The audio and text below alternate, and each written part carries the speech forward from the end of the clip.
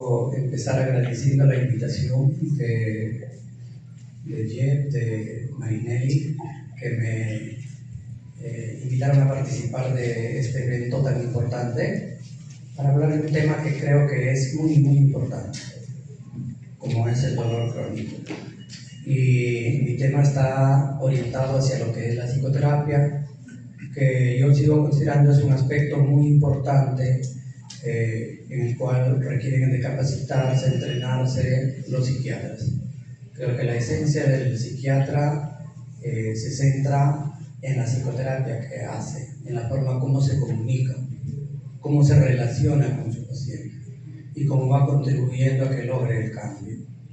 Es cierto que la ciencia y la tecnología avanzan notablemente y eso es muy valioso, nos lleva a tener mejores condiciones de vida, pero creo que si no hacemos prevalecer la relación médico-paciente, el vínculo que necesitamos establecer con nuestro paciente, muchos de estos avances tecnológicos científicos seguirán dejando un buen grupo de pacientes que no pueden recuperar su salud o vivir con el dolor, con el sufrimiento que pudieran tener.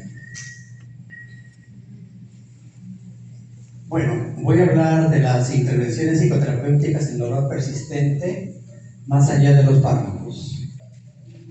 Yo quiero contarles la experiencia que tuvimos en el Hospital Almenara alrededor de 1998. Algunos anestesiólogos del departamento de anestesia se acercaron al departamento y conversaron aquel entonces con el doctor Cabrejos, porque tenían el interés, la motivación para formar una unidad de dolor. Y el doctor Cabrejos aceptó esta formación y empezamos nuestra experiencia ahí. Querían ellos de que la unidad de dolor estuviera formada por distintos especialistas, o sea, tuviera la participación el anestesiólogo, el neurólogo, el médico de medicina física y rehabilitación, el psicólogo, la asistenta social, los terapistas. Entonces hubo un equipo multiprofesional. Y en este equipo multidisciplinario empezamos a trabajar con pacientes que eran derivados de los distintos servicios, también de reumatología, que presentaban el dolor, y entonces hicimos un buen trabajo de equipo, trabajamos con un grupo de colegas. Este trabajo duró alrededor de 5 a 10 años, ¿no? Y posteriormente, ya por cambios administrativos, bueno, la unidad de dolor se transformó y ahora solamente se ha vuelto a circunscribir a los manejos con los fármacos, especialmente los de anestesia. Posteriormente he trabajado en la unidad de psiquiatría de enlace, haciendo la interconsulta, el abordaje individual y la formación de grupos en pacientes de distintas patologías, y una de esas patologías eran los pacientes con dolor crónico. También se hicieron otros grupos con pacientes de psoriasis, pacientes que tenían problemas gastrointestinales, y estuvimos haciendo también un trabajo en equipo que nos dio muy buenos resultados. Quiero decir que el título de dolor crónico en realidad está referido de distintas maneras, ¿no? Como dolor persistente, dolor somatomorfo, trastornos de síntomas somáticos con dolor predominante, dolor psicógeno, y ha ido cambiando según las clasificaciones, ¿no? En el DSM-4 todavía se llamaba trastorno por dolor persistente, ¿no? Ahora ya se llama trastorno de síntomas somáticos con dolor predominante. Así que en esta exposición, indistintamente voy a utilizar el término de dolor crónico, y en algunos casos van a ver en la lámina solamente dolor, pero quiero especificar que me estoy refiriendo al dolor crónico. Es decir, aquel dolor que después de 3 meses, como lo ha definido la institución, la organización que estudia dolor, refiere que pasados los 3 meses la persistencia del dolor ya se consideraría como un dolor crónico, y que la prevalencia pues es alta, ¿no? Por lo tanto, la población de pacientes que tenemos es alta con dolor. Incluso se habla pues de que ningún ser humano deja de experimentar dolor en algún momento de su vida, y a veces ese dolor puede ser un dolor crónico. Voy a hablar de la importancia de la psicoterapia como parte del abordaje multidisciplinario del dolor crónico. Y vamos a plantearnos acá cómo es que reconocer cómo el dolor crónico afecta la vida del paciente, tanto a nivel individual, familiar, de pareja, en el aspecto laboral, académico, social, es decir, al ser humano integral, biopsicosocial, integral, que incluye su familia, su trabajo, sus amistades.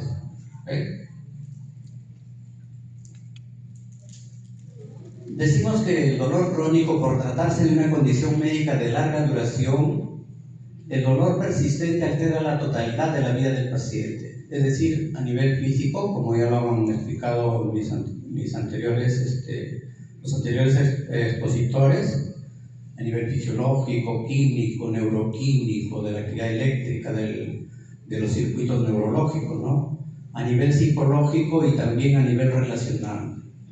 Y en el tiempo que yo he trabajado con pacientes de dolor crónico, yo creo que ninguna de las veces he encontrado que un paciente con dolor crónico no tenga asociada una comorbilidad psiquiátrica.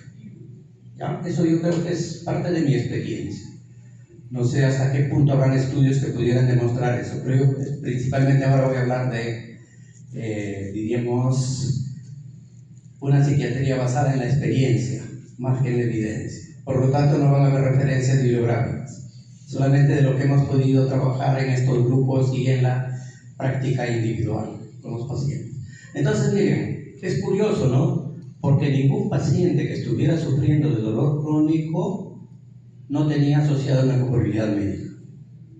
Frecuentemente había una depresión, un trastorno de ansiedad, un trastorno de adaptación, trastornos de pánico, trastornos por estrés postraumático, trastornos por estrés agudo, crónico, ¿no? Y lo curioso es que el dolor se transformaba en el asunto central de la vida del paciente, como ya lo he referido anteriormente, ¿no? O sea, el paciente estaba focalizado en el dolor. Es también importante recordar, porque con este concepto de que el dolor era fingido, o que el paciente tenía una personalidad H, o que el paciente era ganancioso, yo creo que los síntomas de estas personas no son simuladas ni producidas a voluntad. Incluso cuando nosotros hablamos de los problemas disociativos conversivos, el paciente no los produce a voluntad. Porque si el paciente los pudiera producir a voluntad, obviamente podríamos pedirle que lo produzca en cualquier otro momento cuando ya está estable, si fuera acción de la voluntad, pero no es así, ¿no? Hay un factor importante que es inconsciente y que influye, pues, ¿no? Los factores psicológicos desempeñan un rol importante en el inicio, en la gravedad, la exacerbación o la persistencia del dolor. Y aquí vamos a ver con los distintos tipos de personalidad, cómo cada quien con sus características personales afronta el dolor crónico. También vamos a ver que es diferente y cómo influye la cultura.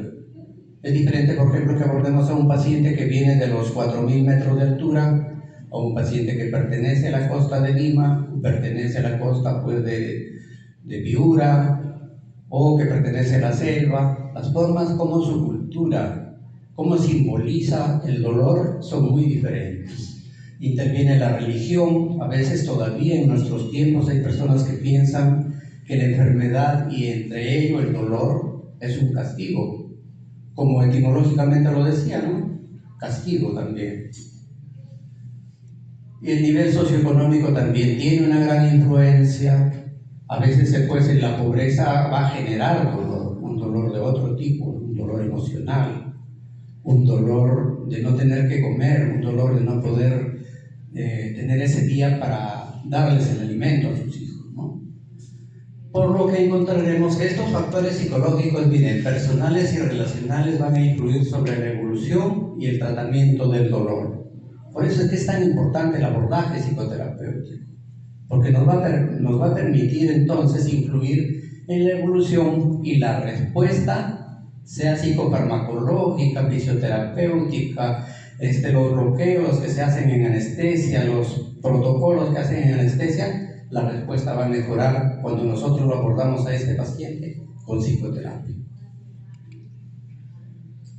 Entonces la psicoterapia se constituye una importante herramienta de ayuda para el paciente con dolor crónico, contribuyendo en el abordaje y resolución de conflictos internos pasados y presentes, disminuye el estrés, mejora sus interrelaciones y por lo tanto va a generar una mejor respuesta al tratamiento.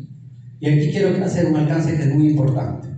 Yo creo que para hacer la psicoterapia sí se requiere de una formación, de una preparación, de una supervisión.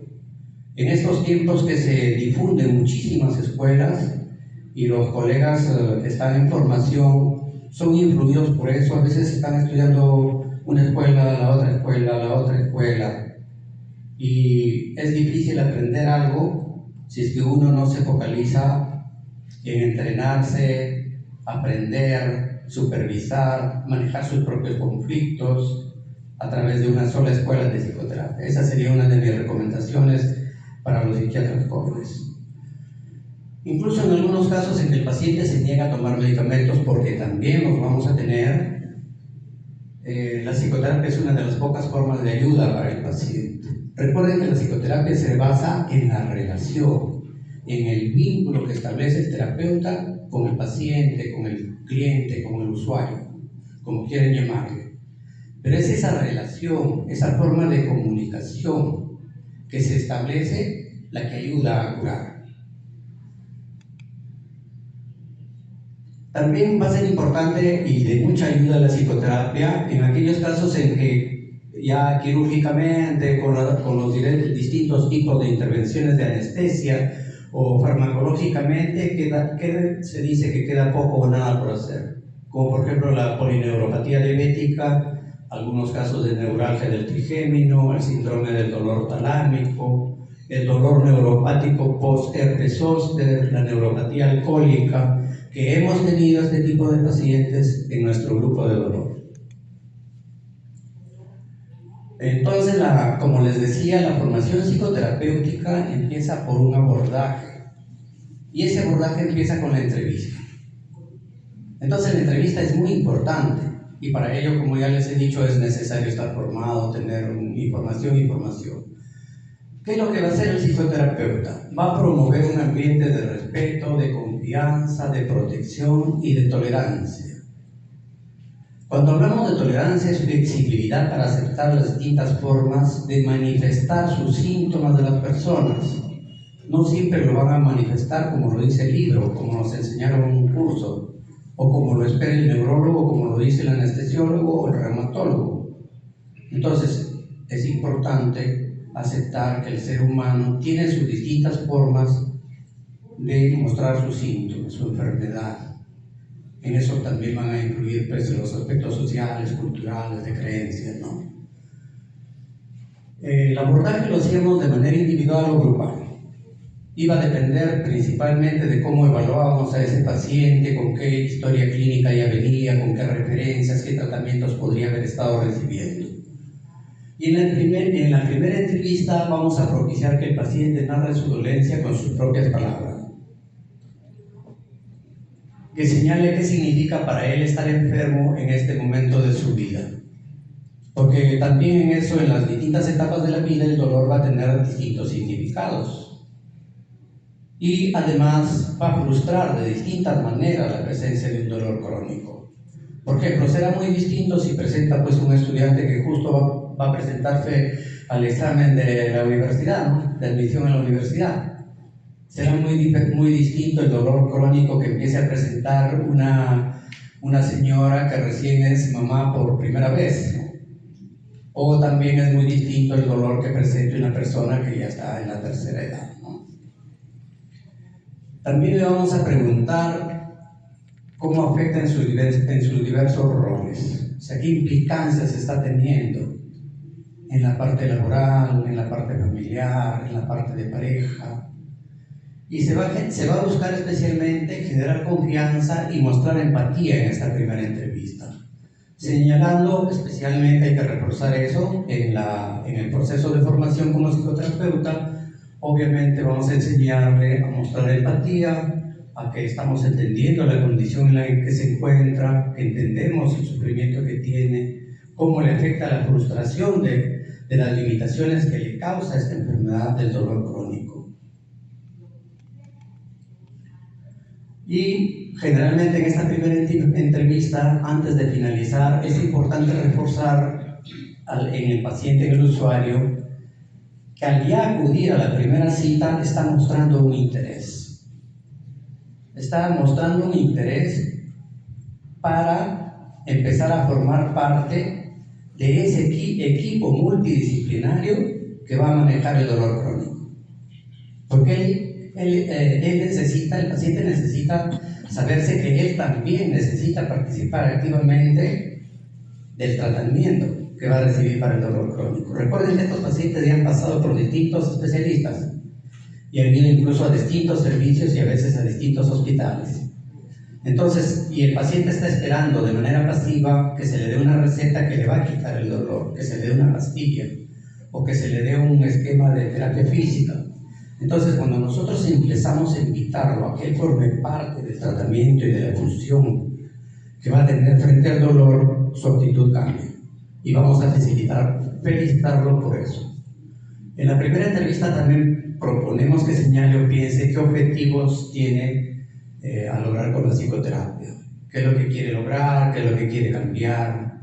Vamos invitándolo a que haga un análisis de la situación que tiene y en donde le es difícil, en situaciones donde le es difícil precisar objetivos psicoterapéuticos, le vamos a proponer o le proponíamos que el objetivo general de la terapia sea aliviar el dolor y mejorar sus condiciones actuales de vida. Muchas veces el paciente decía, doctor, pero voy a mejorar.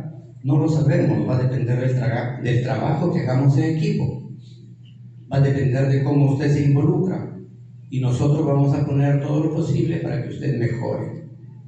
Si su dolor no le llegara a pasar, por lo menos estamos acá para ayudarle a que se alivie. Esas palabras son muy importantes.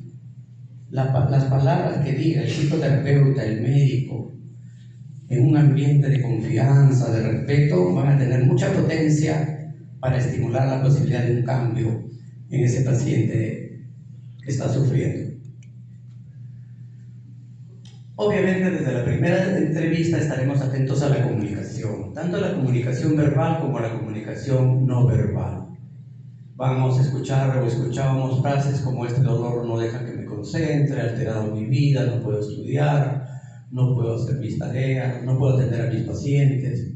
Mi vida ya no tiene sentido en casos más extremos de mayor frustración, cuando incluso estaba acompañado de un cuadro depresivo. Prefiero morir, este dolor es insoportable. En algunos, por ejemplo, dolores posherpéticos, neuralgias posherpéticas, la persona mayor decía, preferiría ya morir que continuar con este dolor que no me está calmando. Y acá es importante, como psicoterapeuta, observar lo no verbal, pues, ¿no? Es importante, especialmente cuando habla de la intensidad del dolor. Muchas veces en el equipo utilizaban el esquema del 1 al 10. Entonces, muchos de ellos, ¿qué podría decir? Un 90% de los pacientes decían que les dolía más de 10. ¿Ya? Entonces, observen que ahí es muy importante observar si hay congruencia entre lo que está diciendo y cómo está su cuerpo, las actitudes dolorosas, cómo está la expresión de su cara, ¿okay? Cómo está respirando, cómo se está moviendo, cómo está respondiendo a esa pregunta. ¿Okay? Cuando observamos que el tema del dolor ocupa gran parte de su tiempo y actividades, entonces empezamos a hacer las intervenciones advirtiendo que su vida no se reduce pues solamente al dolor, ¿no? Que su vida es más allá del dolor, que hay muchas otras áreas que, si bien es cierto, él está focalizado en el dolor, pero que no ha dejado de existir su relación de pareja, no han dejado de existir sus hijos, que puede por algunos momentos tener algún hobby, hacer alguna lectura, escuchar música, y entonces eso permite que el paciente se desfocalice de lo que está concentrado toda su energía, todo su tiempo, desde que amanece ya está pensando si le duele o no, si va a mejorar o no, cómo llegará la noche, cómo ha pasado la noche. Y entonces vamos a ver que Al hacer eso, el paciente empieza a cambiar su percepción. En muchas personas el dolor persistente muestra o hace reaparecer conflictos personales infantiles. Hemos encontrado muchísimo. Una persona que en su niñez, por ejemplo, fue no querida, maltratada, se le prohibió mostrar sus emociones, no satisfizo sus necesidades básicas. Es decir, en lo que análisis transaccional llamamos el guión de vida, van a aparecer acá las manifestaciones de ese guión de vida. Y hemos encontrado, por ejemplo, algo que es interesante, lo que planteaba el colega anterior de México, que ellos están encontrando un alto porcentaje de la fibromialgia, de respuesta a la fibromialgia con la estimulación. Nosotros queremos transmitirles que, por ejemplo, encontramos un alto porcentaje de pacientes mujeres y también varones que habían sufrido de abuso sexual tempranamente. Pero obviamente esos pacientes no lo van a referir si el terapeuta no le está preguntando. ¿Usted ha tenido alguna situación incómoda cuando era niño? ¿Alguien le trató, le tocó, le llevó a una situación de incomodidad, de disconfort? Entonces ahí vamos a aperturar esa área que es muy presente en los pacientes con fibromialgia. Vamos entonces poco a poco a facilitar que establezca una conexión entre el dolor y sus emociones, y entre el dolor y los conflictos no resueltos, que pueden ser personales y relacionales. Y los personales pueden ser desde la infancia, como pueden ser actualmente, ¿no? Se pone un especial énfasis en el trabajo emocional, porque sabemos que pues, el cuerpo se encarga de mostrar las emociones. Cuando una persona tiene dificultad para mostrar emociones, ¿no es cierto? El cuerpo se encarga de mostrarlas. Si una persona tiende a reprimir la cólera, no satisface sus necesidades de afecto, entonces su cuerpo, alguna parte de su cuerpo, la parte más vulnerable de su cuerpo, que probablemente ya podría tener una predisposición genética, empieza a manifestar síntomas. Vamos a trabajar también el aspecto emocional, como les digo, y vamos a facilitar que aprenda a reconocer sus sensaciones corporales, porque por ahí empieza el contacto con las emociones, y que empiece a canalizar. Y esto va incidiendo curiosamente en la disminución del dolor. También otro aspecto que observábamos era que el paciente tenía dificultad para intercambiar afecto, reconocimiento, lo que en análisis transaccional le llamamos la caricia, ¿no? Y muchas veces pues los familiares incluso referían, no, es que le gusta llamar la atención, desde niño o desde niña llaman la atención. Y en realidad el paciente no había aprendido a solicitar, a compartir, a pedir afecto, caricias. Entonces las intervenciones psicoterapéuticas van a intervenir a ese nivel para que el paciente pudiera ir tomando conciencia y luego haciendo el cambio. Ahora, todo este trabajo se puede hacer, lo hacíamos de manera individual o grupal. A veces combinábamos en un mismo paciente ambas formas de intervención. Y el grupo pues tiene una gran ventaja, ¿no? Porque el grupo facilita muchas cosas. Por ejemplo, permite explorar cómo el paciente se interrelaciona consigo mismo y con los demás respecto al dolor que está padeciendo. Al paciente le permite comunicar y compartir la experiencia de su dolor, que llama mi dolor, y descartar la creencia errónea que es el único que vive así la experiencia dolorosa. Cuando un paciente nuevo llegaba al grupo, generalmente pensaba que era el único hasta ese momento que había sufrido así, que le dolía en esa intensidad y que el resto de personas no experimentaban lo mismo. Y ahí empezaba descubriendo que ya eran varios. Propicia las interacciones, facilita que modulen sus emociones, que intercambien reconocimiento y afecto. Obviamente es muy importante que el terapeuta facilite un ambiente de confianza nuevamente, de respeto, de tolerancia, apoyo mutuo entre ellos, establece una buena red social entre los mismos pacientes, entre los familiares, y los participantes van a satisfacer esa necesidad de pertenencia que tiene todo ser humano, que pertenece a un grupo que le entiende, que lo comprende, que comparte. También es importante tener en cuenta que el dolor puede simbolizar conflictos relacionales. A veces puede enmascarar conflictos de pareja o de familia, Como ustedes saben, la pareja y la familia pasan por distintas etapas, así como pasa un ser humano. La pareja puede pasar por la etapa de la niñez, de la adolescencia, de la adultez y de la senectud. O sea, toda pareja pasa por esas etapas. Entonces también es importante evaluar en qué etapa está presentándose el conflicto. A veces aparece cuando están a punto de separarse, hay un divorcio, hay discriminación, hay diferencias en la forma de educar a los hijos. Y acá es importante para los que sean residentes o psiquiatras jóvenes, la importancia que tiene en hacer las preguntas y profundizar, no aceptar la primera respuesta. Cuando al paciente le preguntamos ¿cómo va su pareja? Todo bien, doctor, normal. Entonces no hay que quedarse con eso, hay que ampliar y averiguar más. Se valoran también los otros roles, como ya lo dije, cómo afecta el estudio, el trabajo, y se buscará y facilitará el manejo adecuado de estos conflictos. ¿Y en qué redunda todo esto? Como ya les dije, disminuye el nivel de estrés y le da recursos para que maneje, afronte mejor las situaciones de dolor, logrando finalmente que el paciente obtenga bienestar y dé una mejor respuesta al tratamiento multidisciplinario. En cuanto a las técnicas, existen distintas técnicas. Actualmente se habla pues de un eclecticismo tecnológico, ¿no? Que significa que distintas escuelas utilizan una misma técnica de acuerdo a su marco teórico.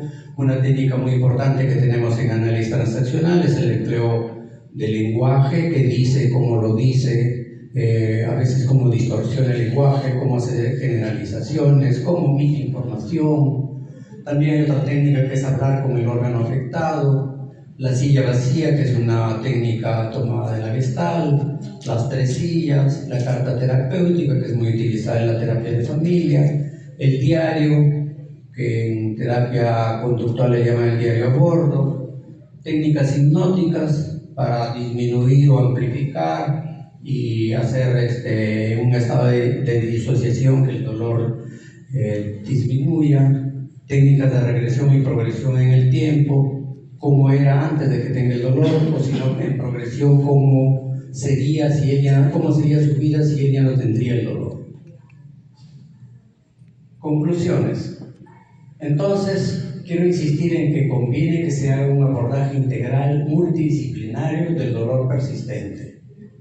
Requiere que se incluya la psicoterapia en cualquiera de sus modalidades, individual o grupal. La psicoterapia contribuye a un mejor manejo de los conflictos internos y externos y por lo tanto disminuye el nivel de estrés. La psicoterapia permite que el paciente se desfocalice del dolor y amplíe su perspectiva de vida. Y mi otra recomendación más que hago es importante que las unidades de psiquiatría de enlace fomenten la formación de grupos de psicoterapia. Los grupos de psicoterapia contribuyen, además de abordar a una población más amplia, también a trabajar con distintas entidades clínicas, ¿no? Para depresión, para ansiedad, para dolor crónico, que permiten favorecer y encontrar nuevos recursos para que la persona pueda crecer, madurar y encontrar su bienestar. Y en los centros comunitarios, o sea, en los centros de salud mental comunitario, también recomiendo que hagan un trabajo de grupo. Tienen la oportunidad de trabajar con pacientes de grupo y eso va a facilitar, ustedes van a darse cuenta que facilita mucho que se logren los objetivos con mayor facilidad. Muchísimas gracias.